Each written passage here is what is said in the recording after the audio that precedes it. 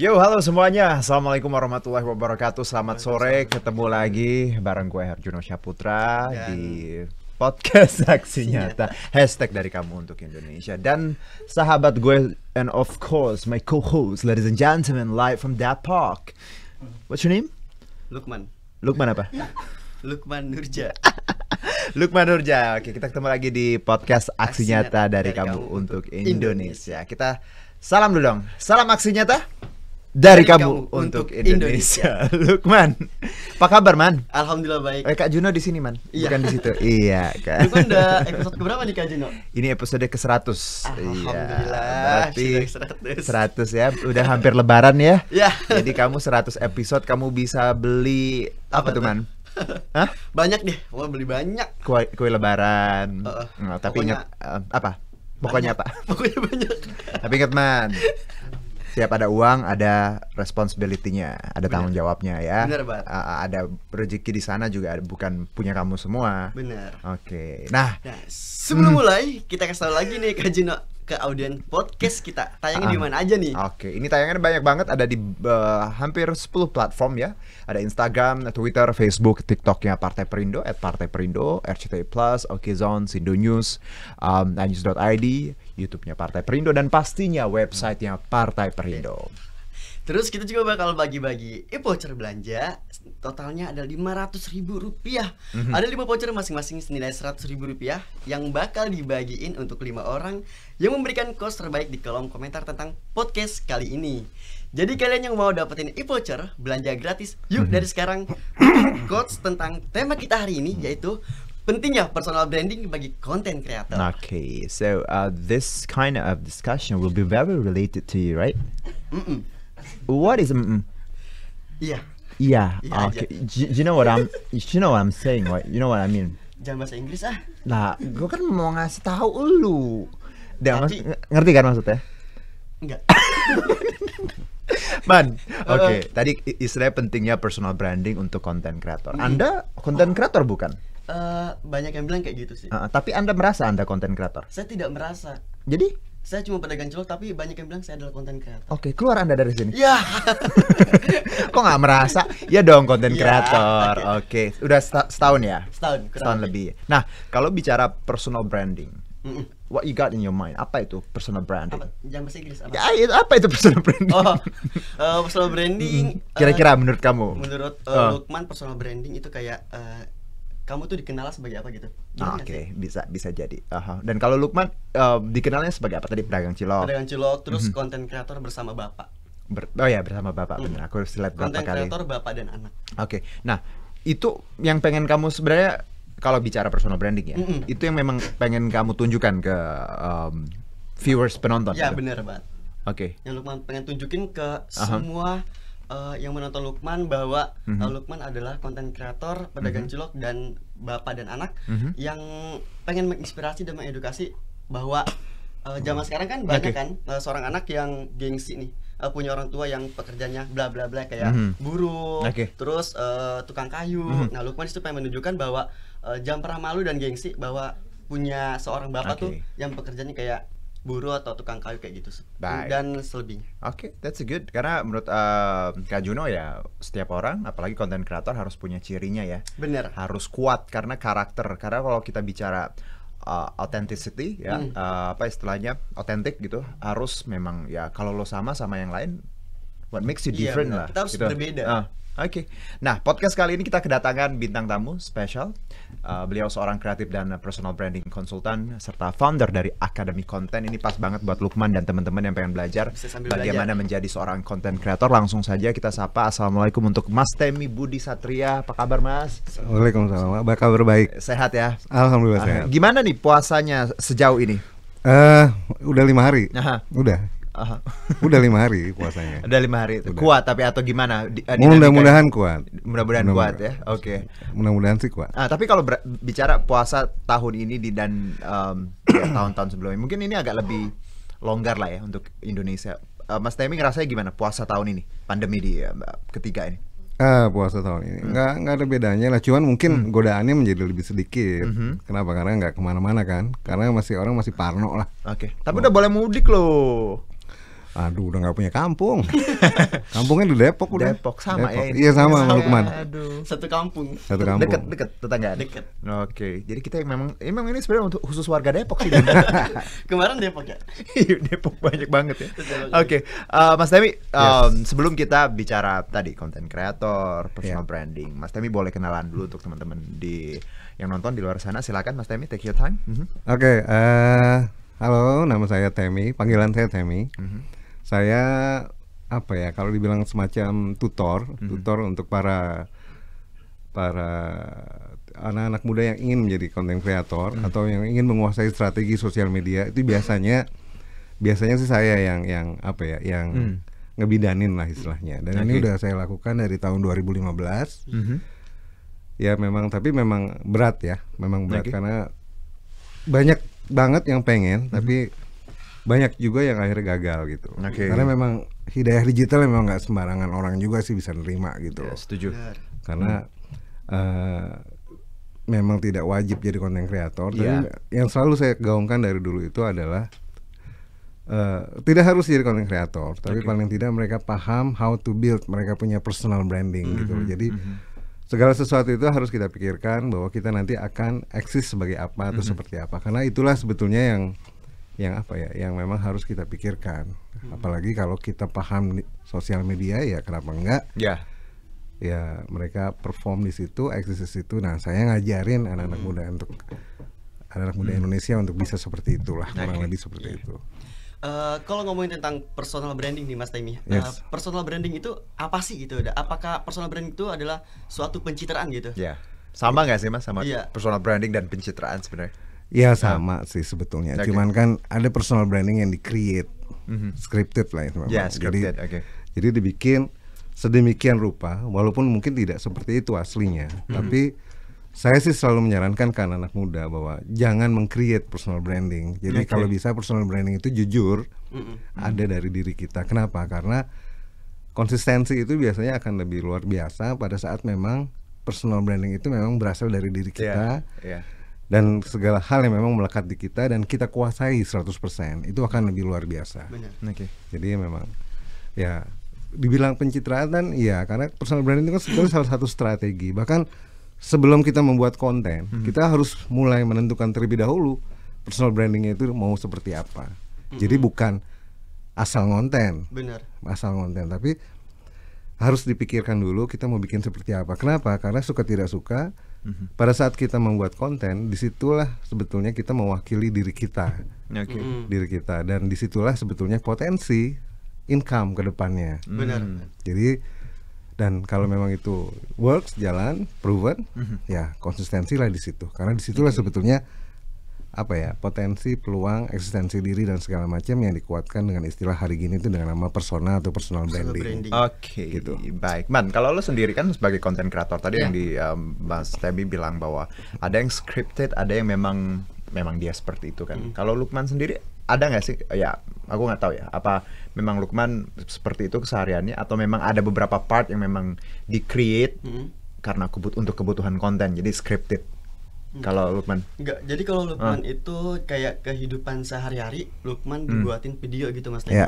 Jadi kayak ilustrasi bukan sih? Kalau kayak gitu jatuhnya kayak kan ada kan kayak ilustrasi, tapi itu real gitu, nyata. Tapi Lukman dibuatin video kayak gitu. Karena menurut aku penting ya Mas, ketika kita jadi diri sendiri, kita akan lebih nyaman untuk meng-create. Karena kalau scripted, kayak you fake it, ngerti nggak? Kita kayak buat sesuatu ya karena memang terpaksa, karena pura-pura. Nah, kalau bicara being authentic, ini kan berarti anak muda nih Mas Temi, relate-nya bahwa anak muda di luar sana harus jadi diri sendiri. Kenapa penting untuk jadi diri sendiri ini? Kenapa penting? Kalau menurut saya sangat penting. Kenapa? Karena kemandirian itu identik dengan hal-hal yang sifatnya melekat di diri kita. Bekerja dengan orang, mengabdi dengan orang, atau melakukan sesuatu untuk kepentingan orang, itu biasanya bukan menjadi diri kita. Biasanya seperti itu. Karena memang kita dibayar untuk berubah dari diri kita.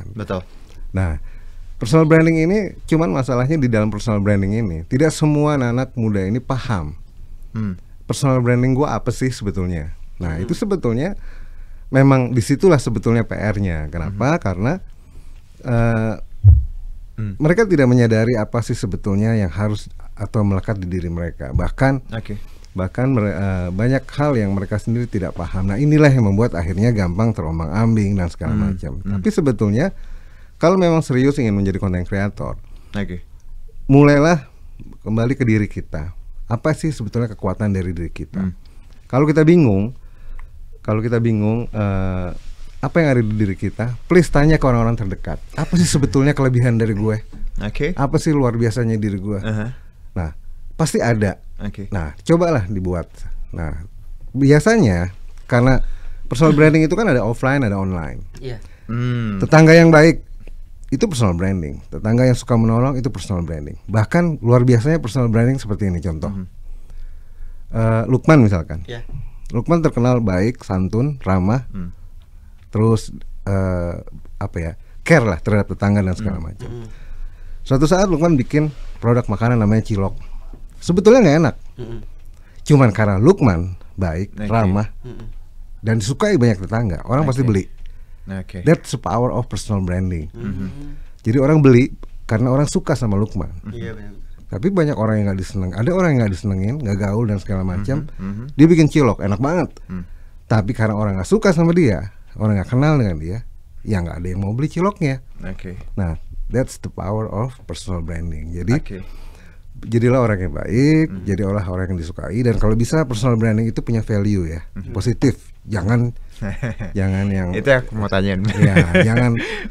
Jangan di-create sedemikian rupa hanya untuk mencari sensasi. Kenapa? Karena yang hal seperti itu biasanya tidak akan panjang, tidak akan langgeng. Sesuatu yang viral, cepat viral, biasanya cepat juga hilangnya. Karena itu tidak pure, tidak murni dari dia. Kurang lebih gitulah. Nah, berarti dengan kata lain bahwa sebenarnya apapun pekerjaannya ya, nggak bicara kita content creator doang. Setiap kita perlu personal branding. Wajib. Buat saya fardu ain. Fardu ain personal branding. Gitu. Tapi benar sih kata Mas Temi ya. Kalau misalnya personal branding yang tadi Mas Temi bilang, kalau misalkan Lukmannya baik, ciloknya nggak enak, tapi tetap beli gitu. Jadi orang mengenal itu kan. Gitu. Nah benar, pernah kejadian Lukman tuh pernah jadi antagonis. Perannya antagonis karena peran Lukman itu kan sama bapak tuh kayak ramah, kayak gitu, pokoknya baik. Pada saat menjadi peran antagonis, ya orang taunya Lukman nggak jahat gitu. Taunya ya Lukman baik. Makanya kok jadi begini dimaklumin gitu. Jahat aja dimaklumin. Makanya bingung. Pasti ada yang menyebabkan. Harus antagonis tuh kan kayak dihujat, ya kan kayak dihina gitu. Ini enggak, tetap jadi positif aja gitu ya komentar. Kok bisa begini ya Lukman? Karena gini mungkin ya Mas Demi, karena peran atau personal branding yang dibangun si A atau Lukman lah let's say gitu ya, bahwa memang sudah melekat bahwa dia orang yang baik gitu ya. Dan ini kalau sudah tadi melekat dan diingatan orang ya memang akan seperti itu terus ya.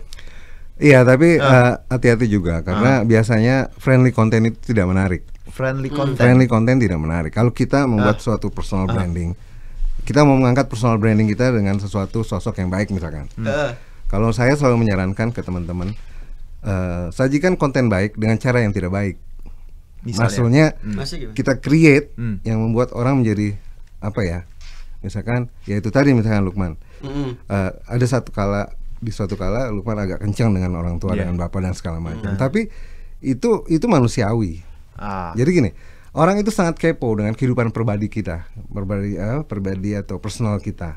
Jadi dibandingkan dengan lembaga, korporasi dan segala macam, itu bisa kalah untuk urusan kekepoan tentang urusan rumah tangga, urusan dapur, kamar mandi, kamar tidur dan segala macam. Nah, apa yang dilakukan oleh Lukman di kamar mandi, di tempat tidur? Please jangan jadi orang baik. Jadi Lukman yang apa adanya di situ, yang berantakan kamarnya, yang mungkin agak jorok, terus nggak rapi dan segala macam, itu nggak ada masalah. Dan jadi tapi ya Lukman sebagai makhluk sosial baik ya baik, tapi terlepas dari itu personal branding itu be a Lukman aja gitu. Jadi ada kalanya ngelawan sama orang tua, bawel atau berargumen, nggak apa-apa, tapi tetap dengan cara-cara yang wajar lah gitu. Berarti dengan kata lain bahwa jadi diri sendiri, tapi ada batasannya ya, ada koridornya lah ya, bahwa ketika memang ya tadi nggak harus bener terus gitu ya, nggak harus. Tapi personal branding itu bisa di-create dan itu sah. Jadi seorang ini contoh, ada seseorang bikin konten, dia membuat personal brandingnya, dia adalah seorang komedian. Oke. Aslinya dia tidak lucu. Dia bikin konsep, skrip, dia komedian dan works. Nggak boleh banget. Tapi hati-hati. Sekali itu jalan, disitulah personal branding dia. Oke. Nah, cuma nanti biasanya orang baru ngeh pada saat dia acara offline di luar itu ternyata ya. dia Di luar. pendiam, dia cool dan segala macam. Tapi kok aslinya kok lucu? Ya nggak apa-apa, karena itulah sebetulnya personal. Itu niat dia ngebangun personalnya seperti itu. Boleh gitu. Gitu man. Nah Mas Tabi, ngomong-ngomong kita ngomongin personal branding, itu kan harus membangun ya. Itu membutuh waktu lama kan, membangun waktu lama, pasti. Dan usaha juga. Nah menurut Mas Temi ada gak sih kayak strateginya gitu? Strategi untuk membangun personal branding yang dibutuhkan. Menarik nih. Oh ya, gini, kalau saya sih, ini tujuannya kalau saya sih selalu gini. Pada saat kita masuk ke dunia sosial media, kita masuk ke dunia konten, itu goalsnya harus bisnis. Bisnis. Harus bisnis. Uang. Ya uang lah. Oke. Kenapa? Karena pada saat personal branding kita berjalan dengan baik, konten kita berjalan dengan baik, ya after that ya make money lah dari situ. Benar. Nah, karena tujuannya adalah industri, ya kita harus berpikir secara market driven. Jadi apa yang kita create itu adalah uang di ujung. Tapi kalau kita melakukan hal-hal yang sifatnya positif, jadi kan konten itu kan harusnya ada 3 ya, menghibur, mengedukasi atau menginspirasi. Itu kalau bisa ada di setiap konten teman-teman. Jangan cuma sekedar cari sensasi dan segala macam. Nah, kenapa? Karena banyak kedepannya itu personal branding kita angkat dengan konten-konten kita, itu ujung-ujungnya kita akan dicolek, disenggol oleh influencer agency atau digital agency. Nah, notabene mereka di belakangnya banyak brand. Nah, brand ini membutuhkan sosok konten kreator yang memang bisa mewakili dia punya brand. Nah, kalau misalkan nanti ada brand yang masuk ke Lukman misalkan, itu pasti brand-brand yang memang pengen pencitraannya juga baik sesuai dengan apa yang ada di angkat oleh personal branding seorang Lukman. Jadi proses pembuatan personal branding itu butuh waktu. Average sekitar 3-4 tahun. Kalau saya boleh ngomong. Tapi 3-4 tahun sudah puluhan juta per month. Sudah puluhan juta per month. Minimal. Minimal. Tapi bagaimana ke depannya? Ya itu harus dibangun konsistensi gitu loh. Makanya 3 hal kan dalam membuat konten. Konsisten. Jadi cuma itu. Nah, butuh waktu? Iya, pasti butuh waktu. Di mana-mana proses itu membutuhkan waktu. Personal branding nggak mungkin diangkat dalam waktu sejenak, itu nggak mungkin. Nah, makanya menurut saya perkuat personal branding, create konsepnya seperti apa, aplikasikan dalam bentuk konten, tapi yang berpotensi untuk di endorse atau mempunyai ruang atau space untuk masuk endorsement atau sponsorship. Karena kalau berarti Mas Temi kita personally ya, konten kreator harus tahu marketnya. Harus. Jadi mereka bikin konten memang kira-kira ini buat jualan ini. Iya. Jadi bukan sembarang konten, tapi memang ada purpose-nya, tujuannya ya. Iya. Oke. Ya kalau kita sebagai manusia harus ada tujuannya lah. Kan segala sesuatu menarik kalau di ujung ada sesuatu yang menarik. Kalau nggak ada ngapain? Ya kan? Itu sama aja kita dengan apa ya? Nggak ada gunanya lah. Yang nggak tahu bahwa personal branding itu ujung-ujungnya luar biasa yang Nabi Muhammad. Ya kan? Nah, boleh diceritain nggak nih? Personal branding dia orang yang bisa dipercaya. Al-Amin. Tak tahu dapat gift dari Allah, dia menjadi nabi, sesuatu luar biasa. Kita bukan nabi, kita harus create. Kita harus create personal branding kita dengan tujuan apa di ujung. Nah, kita nggak mungkin jadi nabi lah, tapi bisa saja kita jadi brand ambassador dari sponsor atau brand apa. Nah, itulah tujuan yang kita bikin. Jadi kan enak banget kita mengangkat personal branding kita, terus kita di endorse duit dari mana-mana dan segala macam, ya kan? Itu sebetulnya yang membuat saya kenapa saya harus ngobrol banyak dengan anak-anak muda bahwa paling enak itu kerja di rumah, saya bilang. Paling enak itu kerja di rumah. Kerjanya lucu, bercanda, tapi duitnya serius. Karena banyak orang kerjanya serius, setengah mati duitnya bercanda, kan selain gitu. Nah, maksud saya bisa begitu di mana? Di konten. Di konten. Nah, proposalnya ya kita mempropos sesuatu ke Tuhan aja. Kita bikin konsep, kita berdoa semoga konsep kita direstui dan works jalan. Jadi enaknya gitu. Kecuali ada endorse baru kita agak Mas Temi, menarik yang Mas Temi bilang tadi. Sebagai Muslim ya, kita ternyata Nabi Muhammad tuh sudah mengajarkan tadi bahwa tadi dari cerita Mas Temi bahwa beliau personal brandingnya tadi alami nih, udah dapat dipercaya tadi. Itu yang melekat di dia. Jadi sebenarnya hal-hal seperti itu kalau kita kaitkan dengan agama, harusnya memang tiap manusia seperti itu ya. Oh iya, harus. Berapa puluh tahun Nabi Muhammad dakwah bahwa ada Allah dan dia utusan Allah. Ya kan? Dia konsisten. Dia konsisten tentang hal tersebut.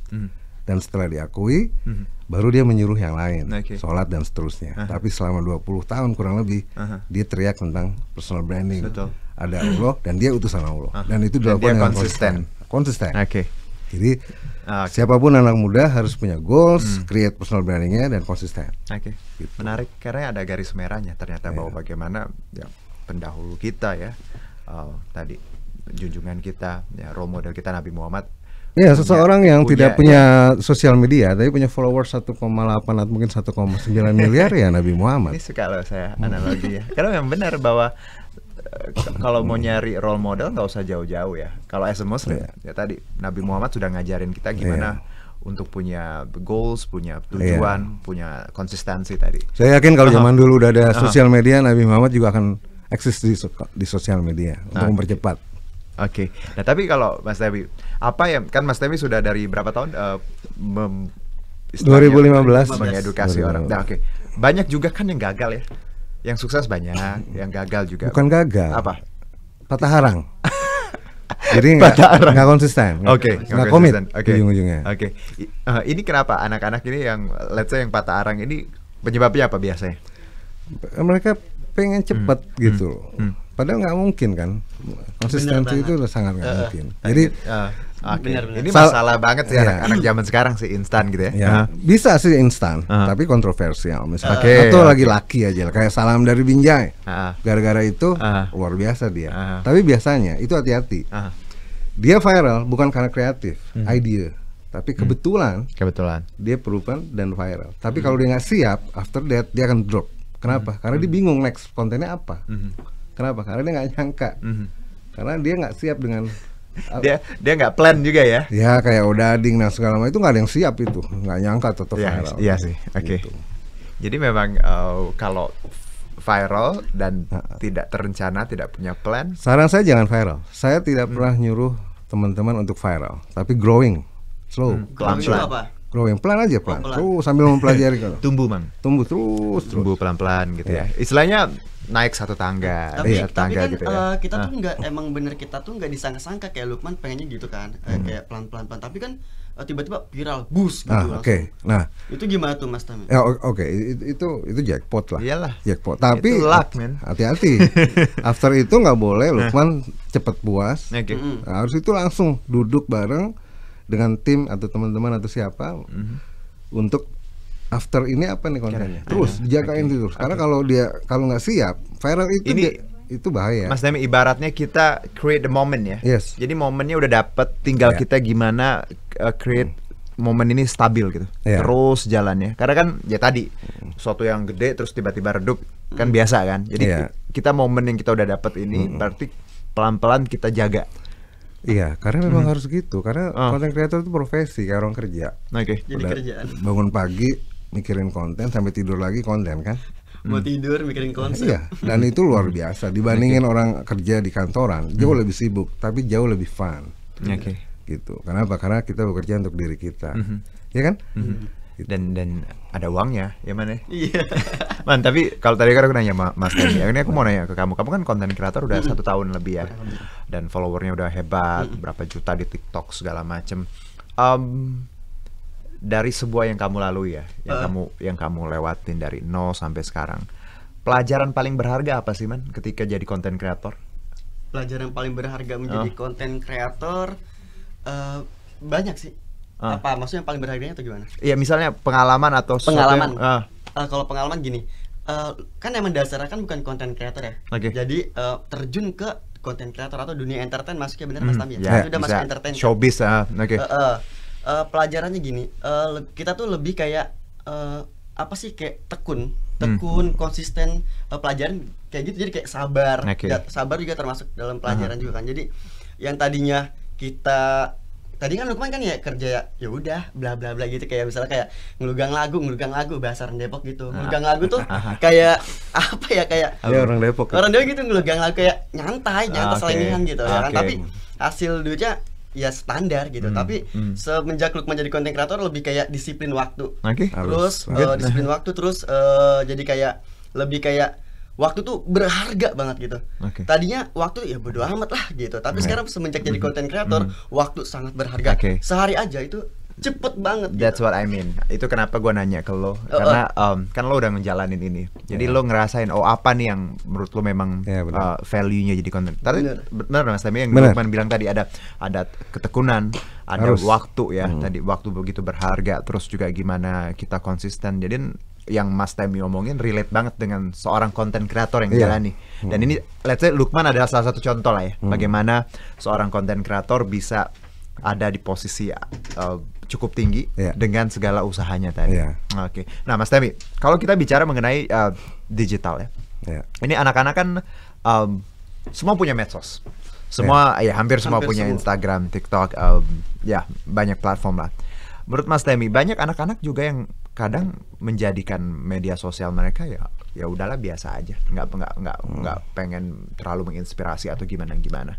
Ini sah-sah aja nggak sih, atau harusnya mereka keluarin the best of them gitu di sosial media, karena itu etalase mereka untuk nanti ya mereka jualan in terms of kalau punya karir nanti, ini nih salah satu ladang lo gitu. Content creator itu tidak semua orang harus jadi content creator. Tapi yang saya haruskan, bahkan setengahnya saya wajibkan adalah mereka harus paham tentang personal branding. Seorang dokter yang paham personal branding, dia akan menjadi dokter yang lebih, atau menjadi dokter sosok profesi yang lebih luar biasa. Seorang lawyer, seorang polisi, atau siapapun gitu. Kenapa? Karena media campaign yang paling benar adalah dia harus memanfaatkan sosmed hari gini. Kalau dokter yang tidak paham personal branding, dia hanya sebagai seorang karyawan di sebuah rumah sakit. Tapi seorang dokter yang paham personal branding, dia bisa menjadi lebih luar biasa. Seorang anak S1 jurusan psikolog, dia tidak akan bisa buka praktek sebelum dia lulus S2-nya kan? Betul. Tapi dia bisa mengangkat personal branding dia, even dia cuma S1, dengan membuat konten-konten di TikTok misalkan. Itu menjadi sangat luar biasa. Bahkan pada saat nanti dia mengambil gelar S2-nya, wah itu kalau memang dibuka praktek, konsultasi dan segala macam, saya jamin pasti lebih rame pasiennya. Kenapa? Karena personal branding itulah yang membuatnya menjadi lebih dikenal. Gitu. Apapun, mau dunia politik, pendidikan, pengusaha, brand, produk dan segala macam, personal branding itu harus dieksekusi dan harus mulai dipikirkan sejak dini. Gitu. Tapi salah nggak Mas Temi kalau personal branding penting segala macam, tapi core-nya tetap jadi orang baik ya? Ya saran saya orang nggak harus orang baik sih, orang benar. Orang benar. Orang baik belum tentu benar soalnya kan. Jadi good. Man. Jadi gini Mas, bagaimana sih kayak berlangsungnya pembentukan personal branding ya lewat jati diri ya kan? Kadang tuh kebanyakan orang menghubungkan personal branding itu kayak melalui style ataupun penampilan kayak gitu. Jadi bagaimana nih?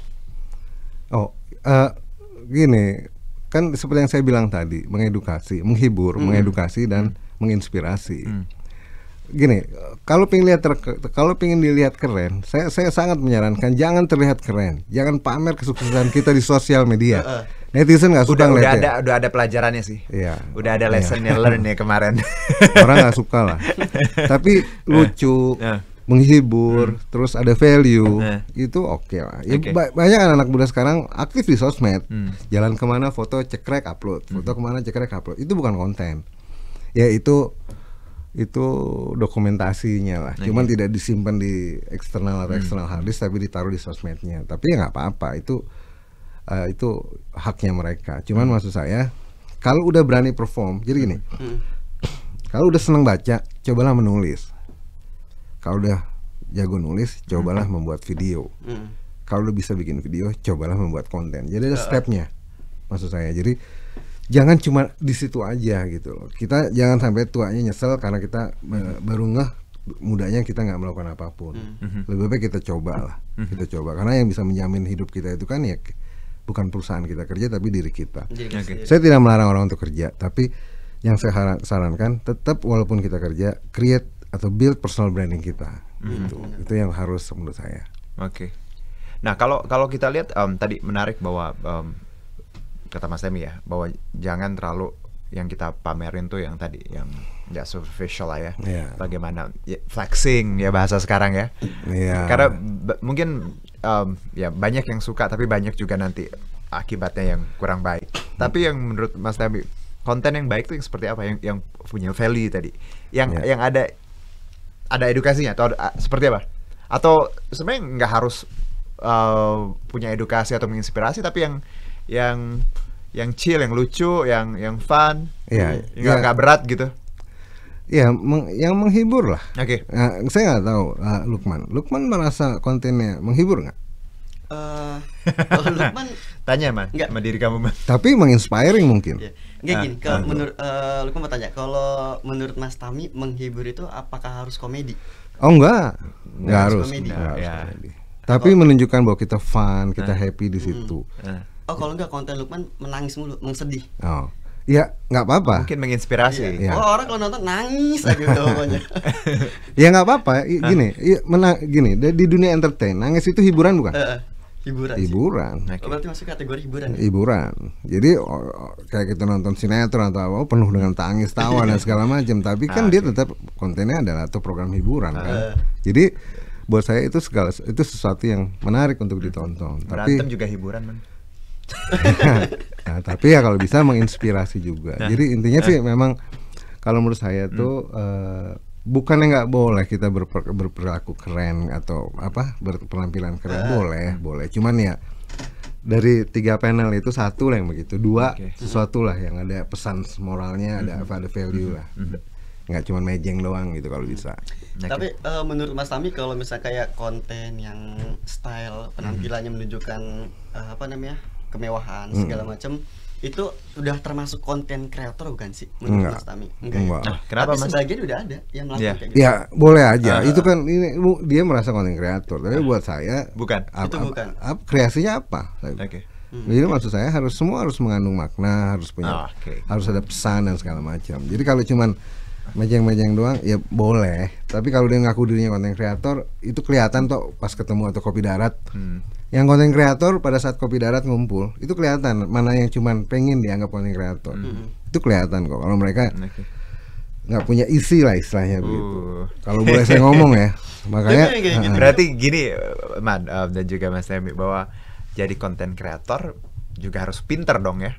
Wah iya, jadi bukan tadi kalau kalau profesi konten kreator tapi nggak ya pinter dalam artian nggak harus yang gimana maksudnya tahu peluang, bisa tadi ya melihat perubahan di sekitarnya, bikin konten yang punya value. Jadi bukan orang-orang yang memang sembarang gue mau jadi konten kreator gitu, bukan ya segampang itu. Tapi memang orang itu harus punya isi ininya ya. Ya harus, kalau saya bukan pinter tapi jago. Jago kan levelnya di atas pinter. Kalau pinter kan ya jago pinter teori lah. Kalau jago tuh dia biasanya jam terbang. Kalau jago itu biasa jam terbang yang kebentuk dia. Nah kalau saran saya, proses belajar itu nggak boleh berhenti. Pada saat Lukman ternyata ujuk-ujuk viral, langsung belajar. Langsung isi diri Lukman dengan hal-hal yang memang suatu saat nanti, karena bisa saja suatu saat nanti ada obrolan, ketemu, kopi darat dan segala macam. Itu harus kasih lihat. Nggak bisa cuman senyum-senyum doang, ditanya gini ya nggak bisa. Kenapa? Karena nggak boleh karena suka tidak suka ya udah jadi public figure gitu loh ibaratnya. Dan ini mungkin kaitannya Mas sama konten creator yang scripted dan jadi diri sendiri. Mereka yang jadi diri sendiri nggak akan kagok atau nggak akan kaku atau susah ditaruh di tempat manapun, karena mereka di layar dan di itu sama, karena that's me misalnya itu. Tapi ketika mereka scripted dan mereka buat itu ya tadi berat, offline ya mungkin mereka ya tadi agak berat ya ketika ketemu orang, karena lagi-lagi off screen, on screen mereka nggak jadi diri sendiri. Bisa nggak sih relate itu? Bisa, cuma gini, kalau yang tidak menjadi diri sendiri itu biasanya dia jagonya bukan di dia jagonya di urusan branding, di urusan brand. Dia create itu karena strategi bisnisnya ini. Nah, dia paham branding. Dia paham tentang sponsorship. Tapi yang dijual bukan dirinya sendiri. Dia create sesuatu untuk tujuan pure 100% absolute duit. Nah, beda dengan yang diri sendiri. Biasanya itu dia nggak mikirin duit banget di awal. Tapi yang scripted dia udah mikirin duit tuh. Makanya udah disetting dari awal segala macam. Dia pada saat ngobrol ada mainan, ada kue, ada roti, ada air mineral dan segala macam untuk potensi endorsement dan segala macam. Nah, itu boleh gitu. Bener banget. Jadi emang bener kata Mas Tami ya. Emang bener sempat Lukman juga kayak dapat kayak endorsement gitu kan, kita ada brief ya. Di situ Lukman cepet kayak kagok gitu karena dikasih brief gitu. Padahal kalau ngeliat kayak yang lain gitu kayak enak banget, lancar gitu. Sempat Lukman bilang ke klien, Lukman ngelakuin apa yang biasa Lukman lakuin gitu, kayak konten biasa aja gitu. Bener banget Mas Tami. Pelajaran banget pokoknya. Ini balik lagi ke pengalaman ya Mas ya. Semakin kita sering ditempa, semakin sering tadi bersosialisasi, ketemu banyak orang ya, gimana kita ngerasain banyak hal. Ini pasti balik lagi ke mental ya, bahwa orang akan lebih kuat lagi ya. Lukman mungkin ngerasa tadi waktu agak kagok karena mungkin ini baru, tapi lama kelamaan ketika dia punya pengalaman yang lebih akan biasa aja. Akan biasa aja, tapi cuman pesan saya satu, makin lama makin jago dong. Iya dong. Jangan sombong. Karena biasanya kalau udah full endorsement itu nggak mau diatur tuh. Oh gitu ya biasanya ya. Dia maunya gini, kalau mau ayo, enggak. Bahkan dia nggak mau ditemuin sama klien. Oh gitu ya. Jadi yang sibuk tuh manajernya tuh. Ibaratnya kayak gitu-gitu. Itu konten kreator ya. Gitu. Beberapa ya. Cuman ya memang ya kan banyak lah contohnya. Iya kan. benar. Datangnya nggak on time ya kan, di brief nggak mau ngikutin. Karena ini udah jago nih ngerasa. Lagi meeting ditinggal kliennya dengan gitu aja. Itu kayak gitu-gitu tuh di mana-mana. Cuman saran saya janganlah. Jangan. Iya dong. Jangan Ya iyalah. kayak gitu. Kayak gini kan namanya kerja ya, apalagi dengan tim. Itu tuh etos kerja benar-benar dijaga loh Mas. Being in time ya. Bukan on time malah, in time ya. In time tuh datang bukan tepat waktu, sebelum waktu. If you got time at 10, setengah 10 harus datang. Tapi itu tadi ya, kita nggak tahu ya. Tapi brand bisa ngalah loh. Karena mungkin for the sake of followernya atau tujuan brand itu. Karena engagement dari si content creator ini luar biasa. Dia bisa ngalah dan dia bisa ngayun. Sampai akhirnya dia siap, nggak perlu ada revisi. Pada saat syuting atau take foto nggak perlu datang. Itu ya udah ngalah daripada enggak. Ya cuman hati-hati. Ini kan trigger hati-hati untuk berubah, orang untuk ya. berubah. Iya. Karena nggak selamanya kita di atas dan segala macam. Hati-hati kepleset lah. Karena kepleset di sosmed itu luar biasa. Baik. Gitu. Mas Tami kan sebagai personal branding konsultan ya, pernah mengarahkan siapa aja sih gitu? Dan seperti apa gitu untuk bentukan arahannya? Kalau personal branding, saya nggak bisa nyebut nama ya. Cuman ada beberapa lah yang ya terutama yang mau pensiun, ya ada caleg lah atau dunia politik dan segala macam. Dan itu memang diam-diam tuh konsultasi, ngobrol aja malam dan segala macam. Tapi intinya sih saya selalu memberi garis tebal di sini bahwa branding ini harus sesuatu yang sesuatu yang benar. Saya tidak mau mereka melakukan sesuatu yang konyol. Kenapa? Karena kan tujuannya kan sekali lagi pencitraan ya. Ya memang kadang-kadang personal branding ini memang tidak pure, jujur terus atau apalah. Tapi buat saya proses ini harus dimulai dibangun. Karena butuh waktu, seperti yang saya bilang butuh waktu tahunan. Apapun itu, tujuannya bisa saja bukan uang, tapi personal branding itu juga butuh tahunan. Dan butuh strategi gitu dengan bekerja sama dengan influencer, tapi dengan cara yang soft, dengan cara yang halus. Kita manfaatkan semua platform, Twitter dan segala macamnya, TikTok dan segala macamnya. Jadi intinya kita harus benar-benar memanfaatkan sosial media. Kita tidak bicara YouTube, tapi kita bicara sosmed. Kita tidak bicara media-media konvensional ya. Kita harus aktif dan konsisten di situ, dan personal. Harus personal yang diangkat. Nggak bisa lembaga itu agak berat. Lembaga, korporasi, komunitas itu agak berat. Tapi kalau personal lebih kuat. Coba aja cek kalau yang personal, yang pribadi itu luar biasa. Cuman memang kadang-kadang kan tanda kutip kok si A ini kelihatannya jauh banget. Nah, itu pasti ada orang di balik itu biasanya.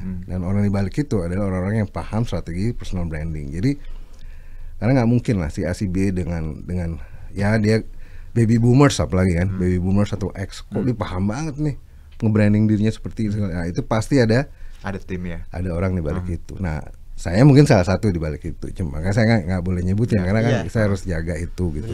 Betul. Cuman intinya memang kuasai sosmed, ya kita kuasai apa yang kita mau ke depan. Oke. Gitu, sebetulnya itu. Gitu, man. Dan menurut Mas Tami nih, Luka mau nanya, seperti apa sih kategori nih keberhasilan seorang konten kreator?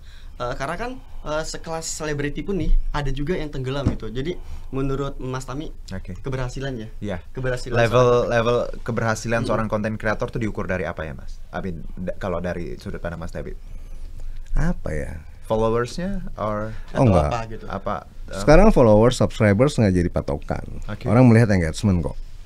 Engagement. Okay. Kalau orang yang banyak belum paham, wih keren subscriber, wih keren followersnya, dan itu banyak agensi, brand, klien yang tahunya itu.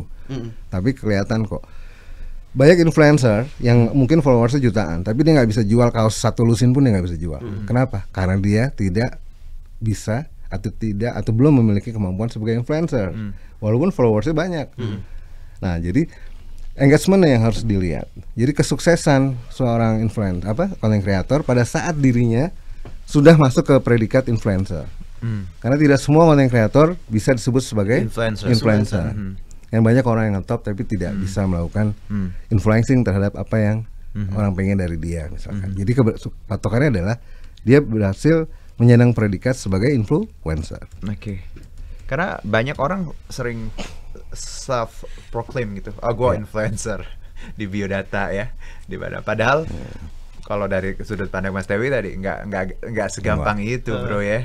Nggak. Influencer itu ya ada responsibility dan nggak semua orang. Kalau kita lihat memang ada beberapa yang memang udah gifted dan tadi punya platformnya memang seperti itu ya.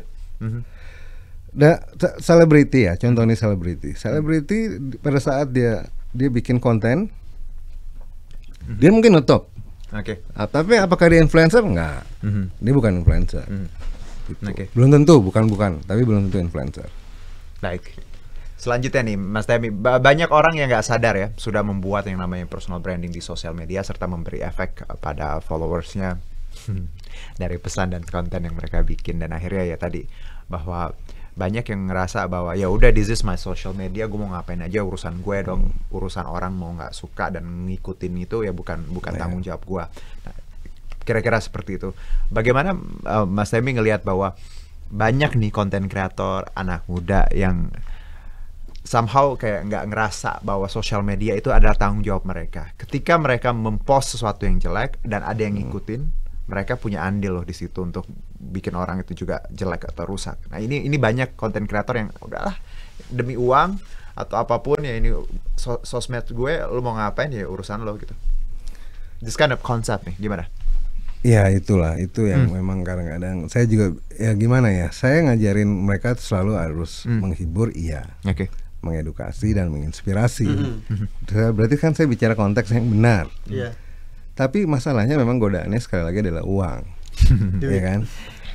Ini berarti balik lagi ke bagaimana kita melihat uang ya. Iya. Ya ada beberapa pertanyaan. Om Tem, miras nih, dia mau bayar sekian ratus endorse sponsor bla bla bla. Ya saya nggak bisa ngelarang, tapi kembali ke hati nurani dan please lihat orang tua, please lihat orang-orang terdekat di sekitarnya. Karena nge-branding judi atau miras itu please didalemin dulu lah, dipikirin lagi. Ya kalau mungkin saya kan tidak bertanggung jawab terhadap moral dan akhlak ya. Ya, itu kan sebenarnya tanggung jawab masing-masing ya. Cuman memang hati-hati. Kenapa? Karena banyak orang Indonesia itu yang tidak paham. Makanya banyak banget yang kena jebakan Batman lah.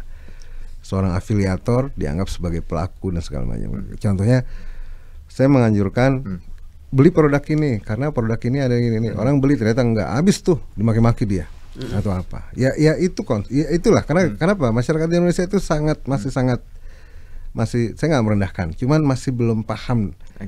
Kayak saya ada seorang talent shampoo, pada saat dia bicara menghilangkan ketombe, terus konsumen beli dan ketombenya malah jadi gatal-gatal. Apakah salah dia? Kan enggak juga. Cuman kita bisa memaklumi karena itu produknya adalah produk shampoo. Tapi untuk hal-hal produk di luar itu yang ada notabene mungkin ada ya mungkin kayak miras, judi dan segala macam, itu hati-hati. Saya bilang kenapa? Karena itu ya memang luar biasa sih ya offeringnya, ya luar biasa lah gitu. Cuman ya hati-hati gitu. Kenapa? Karena di itulah banyak kok, masih banyak brand-brand lain gitu loh. Kita tidak harus menghalalkan semua demi uang gitu. Sekarang gua tanya ke Lukman, pernah menolak kah atau ada sesuatu yang mungkin yang bertentangan dengan hati nurani lo dan prinsip lo, ada endorsement akhirnya lo nggak ambil? Ada, pernah. Satu brand nggak usah disebutin. Kenapa? Kenapa? Karena nggak sesuai gitu. Bukan masalah fee ya, maksudnya yang di endorse itu nggak sesuai dengan Lukman gitu. Karena kan yang Lukman dikenal sama masyarakat atau penonton itu kan kayak gitu sama sebapak, cuman mereka ngendorse itu gitu. Jadi Lukman tolak. Padahal uangnya ada gede. Ya, bagus. Sebutin brand nggak usah. Nggak usah dong, jangan. Kan gue udah bilang jangan, man. Lu mau nyari masalah ya. Tapi gatel. Nggak boleh. Tapi ya benar, lo tolak karena memang tadi nggak sesuai dengan prinsip lo ya. Nggak sesuai. Mungkin kalau misalkan Lukman kontennya bukan notabene-nya dikenal masyarakat baik ya, kayak santun sama si bapak. Tapi kan sayang, nyambung. Uang lo itu. Ya rezekinya nggak cuma satu. Rezeki hilang satu tumbuh 1000. Oh gitu. Amin. Maksudnya nggak Mas Tami. Gitu Mas Tami ya. Bahwa ada kalanya memang sebagai konten kreator kita perlu tetap punya karakter ya. Stick di komitmen kita, bahwa ketika ada hal yang memang menurut kita nggak sesuai dengan kita ya, ngapain diambil gitu ya. Oke, walaupun tadi uangnya wah gitu ya. Tapi balik lagi, cara pandang kita melihat uang seperti apa ya. Ya susah sih kalau udah uang tuh balik ke hati nurani lah. Jadi gitu Mas Tami ya. Oke, Mas Tami, untuk anak-anak di luar sana ya yang mungkin masih struggle atau ya aku di sekitar banyak sekali saudara sepupu yang ketika ngelihat fenomena YouTube, social media, aku pengen jadi content creator, mulai coba-coba ngepost, mulai coba-coba belajar. First thing first, Mas, apa yang harus kita lakukan untuk memulai karir di konten ini, jadi being a content creator? Ya sebetulnya sih kembali ke ini ya, ke goals kita mau seperti apa. Jadi kita bicara content creator ya. Content creator itu sebetulnya profesi loh, profesi seperti lawyer, seperti dokter dan segala macam. Content creator itu juga profesi, suatu pekerjaan. Yang kalau kita bicara personal branding kan tidak hanya ada di content creator. Tapi kalau kita bicara content creator, buat teman-teman yang ingin jadi content creator, ya mulailah secepat sedini mungkin untuk mulai mempelajari hal-hal yang memang berhubungan dengan konten. Misalnya teknis. Karena kita bicaranya ya hal-hal yang mendukung. Editing, gitu. Jadi suka tidak suka, kalau kita mau jago gitar ya harus punya gitar. Kalau kita punya content creator, pengen jadi content creator ya punya handphone, kita punya kamera, kita punya laptop atau editing, kita harus punya lighting, punya equipment tentang atau device yang berhubungan dengan itu, kita harus konten. Paham ya. Harus paham. Kenapa harus paham? Karena kita harus mengerjakan dulu sendiri semuanya. Jangan belum apa-apa hire orang buat eksekusi, itu biaya. Dan itu biasanya kurang membuat kita lebih struggle atau apalah. Jadi kita eksekusi semuanya. Walaupun dengan platform sosmed yang kamera vertikal itu kan meruntuhkan konsep sinematografi ya. Orang belajar tahunan tentang dunia production, gugur hanya karena handphone dan cukup dengan vertikal. Nah, tapi itu bukan suatu hal yang cuman begitu, itu juga harus dipelajari. Jadi memang suka tidak suka kita harus menyiapkan device yang kita memang perlukan. Jadi kalau enggak ya kita mau bicara apa? Karena konsep kreatif number one iya, tapi kalau kualitas tidak, ya banyak pilihan sekarang. Brand akan mencari yang iya kan? Kalau lucu kualitas, banyak yang lucu, tapi kualitas yang keren belum tentu. Nah makanya saran saya buat teman-teman yang ingin jadi content creator, persiapkan hal-hal yang memang berhubungan dengan konten tersebut. Baik itu ya kalau bisa siklus of life-nya, circle of life-nya juga mulai ke arah sana. Gaulnya jangan gaul offline mulu. Walaupun offline oke, tapi ngebahasnya tentang itu. Jadi bergaul sama orang-orang yang mengarah ke sana, perlengkap device mereka, kamera dan segala macamnya. After itu belajar bikin skrip, mulai mempelajari skrip, konsep, ide, ngebangun ide dan segala macam. Terus temukan personal branding apa yang mau diangkat. Jadi memang persiapannya butuh, praproduksinya butuh sesuatu yang harus dipersiapkan secara matang. Kenapa? Karena ini adalah sebuah profesi. Beda kalau seorang profesional, seorang dokter, pingin angkat personal branding, monggo. Karena duitnya nggak dari situ, tapi dari praktek dia tuh deh. Tapi kalau kita benar-benar pengen jadi content creator, itu harus disiapkan. Jadi kalau bisa jangan minta motor yang bagus ke orang tua, tapi beliin kamera yang atau handphone yang canggih. Jangan minta mobil yang cakep-cakep ke orang tua, tapi beli apalah kamera, lighting dan segala macam. Mental juga penting gak sih, kayak percaya diri gitu Mas Tam? Salah satu kelemahan content creator itu di mental. Dia jago di online, tapi pada saat di offline dia berbet tuh. Berarti maksudnya ketika offline dia tadi nggak seberani di online. Biasanya karena kan mereka eksekusi itu semua di kamar dengan kamera ngelok dan segala macam. Tahu-tahu ketemu ada kru dan segala macam, panas dingin dia. Bener banget. Makanya harus mulai berubah semuanya. Lo gitu nggak sih, Man? Iya, pernah ngerasain. Ketemu orang malah kagok ya. Tapi konsistensi itu akan mau tidak mau, karena itu harus dihadapin dong. Nggak mungkin nggak. Akhirnya akan berubah kok. Suka nggak suka itu akan mempengaruhi kita punya attitude, mental, confidence, segala macam. Dulu Lukman kayak gitu Mas Tami.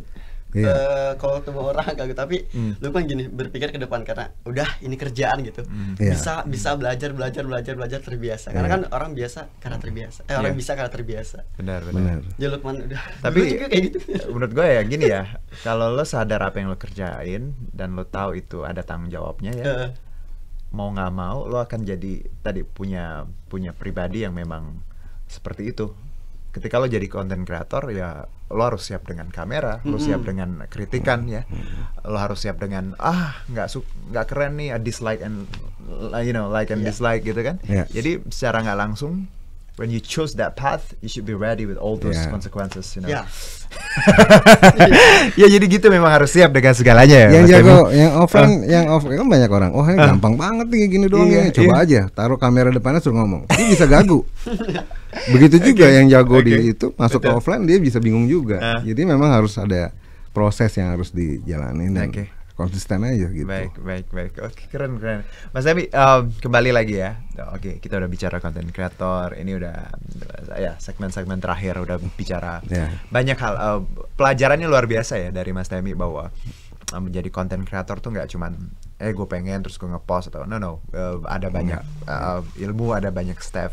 Di luar itu Mas Temi, kalau untuk pesan ya mungkin untuk semuanya di sana yang di luar sana, anak-anak muda, ke personal branding. Kenapa kita harus setiap individual harus punya personal branding yang baik, yang bagus, yang memang akan berpengaruh terhadap karir kita? Alasan setiap individu harus punya personal branding itu apa? Oke, jadi buat teman-teman di luar sana, terutama anak-anak muda ya, bahwa betapa luar biasa brand, image yang melekat di diri mereka itu akan sangat mempengaruhi kelangsungan hidup mereka ke depan. Jadi memang udah gak usah neko-neko, fokus ke goals yang mau mereka tuju dengan mulai menggarap, membangun potensi diri. Dan kalau memang sudah menemukan, dikunci, di lock, diklik untuk menjadi personal branding teman-teman di luar sana dan konsistenlah dengan personal branding itu. Nah kalau ditanya personal brandingnya boleh yang ngaco-ngaco, nggak boleh. Kalau saya selalu menyarankan bangunlah personal branding dengan cara-cara yang benar untuk memudahkan langkah kita ke depannya. Kenapa? Karena personal branding yang berhasil itu tidak harus orang-orang tidak harus jadi content creator, tidak harus kok. Tapi dia akan lebih mudah mendapat pekerjaan. Interviewnya mungkin akan jadi lebih smooth, jadi lebih mulus. Kenapa? Karena HRD-nya juga, bagus nih, ya kan? Nah, apapun. Jadi karena itulah bukti bahwa kita memang pernah ada dan itu jejak yang nggak mungkin kita hapus. Makanya kalau bisa usahakan jangan berkelakuan yang aneh-aneh, terus nekat diupload. Itu. Jadi saran saya mulailah untuk melakukan sesuatu dengan mengebangun personal branding teman-teman untuk supaya langkah mereka ke depannya menjadi lebih mudah. Kenapa? Karena itulah awal yang benar gitu loh. Jadi jangan cuman sekedar ngalir ya, tapi harus di-create, harus dan konsisten. Karena mau tidak mau kalau pada saat kita sudah melakukan, kita harus konsisten. Karena nggak mungkin kita berubah-berubah. Gitu. You got it, Maneh. Paham ya, bahwa jadi anak muda harus tadi punya track record yang baik, karena itu nanti akan kelangsungan karir. Dan juga nggak cuman hidup, nggak cuman soal hidup, you should try many things. Kalau apalagi masih muda, harus sekolah, selain sekolah ngapain? Kejar yang lain mimpinya. Mau main musik, mau main apa. Jadi itu juga salah satu hal yang akan mempengaruhi nanti personal branding lo. CV lo akan banyak sekali dan orang akan lihat, this is the man that I'm looking for. Ini yang gue cari. Oke, Mas Temi, thank you loh. Thank you juga. Ilmunya. Semoga nanti kita bisa ngobrol lagi ya. Atau mungkin kita diasuh Mas Temi. Baik, berkaitan dengan Partai Perindo, teman-teman yang nonton juga campaign aksi nyata hashtag dari kamu untuk Indonesia ini relate banget dengan movement yang dijalankan oleh Partai Perindo, yaitu produktif, solutif, modern, bersih, berintegritas, peduli dan turun tangan untuk Indonesia sejahtera. Dan Partai Perindo memanggil putra-putri terbaik Indonesia untuk Indonesia melalui konvensi rakyat, itu program penjaringan secara daring bagi warga negara Indonesia yang berminat mendaftarkan diri sebagai bakal calon anggota legislatif di semua tingkatan pemilihan DPRD Kabupaten Kota, DPRD Provinsi, dan DPR RI. Dan untuk mendaftar caranya gampang banget, tinggal ke website konvensirakyat.com. Dan untuk mendaftar sebagai anggota Partai Perindo bisa mengunjungi website di partaiperindo.com atau klik bit.ly/member Partai Perindo. Dan bagi kalian yang sudah memberikan quotes terbaik dengan tema hari ini, kita akan nanti umumkan ya Man ya, minggu depan di Instagramnya Partai Perindo @partaiperindo. Terima kasih banyak Mas Temi. Pemikiran dan sharing Mas Temi barusan sangat menginspirasi. Semoga apa yang barusan kita obrolin bisa mencerahkan kita semua. Oke, dan terima kasih juga Partai Perindo yang selalu bergerak dengan aksi nyata. Semoga Partai Perindo semakin sukses dan maju terus untuk Indonesia sejahtera. Saya Herjunot Syaputra. Saya Lukman Nurja. Salam aksi nyata dari kamu untuk Indonesia. Marilah seluruh rakyat Indonesia, arahkan pandanganmu ke depan. Raihlah mimpimu bagi nusa bangsa, satukan tekad untuk masa depan. Pantang menyerah, itulah pedomanmu. Hentaskan kemiskinan cita-citamu, rintangan tak menggentarkan dirimu. Indonesia maju, sejahtera tujuanmu, nyalakan api semangat perjuangan. Dengungkan gema, nyatakan persatuan oleh Perindo.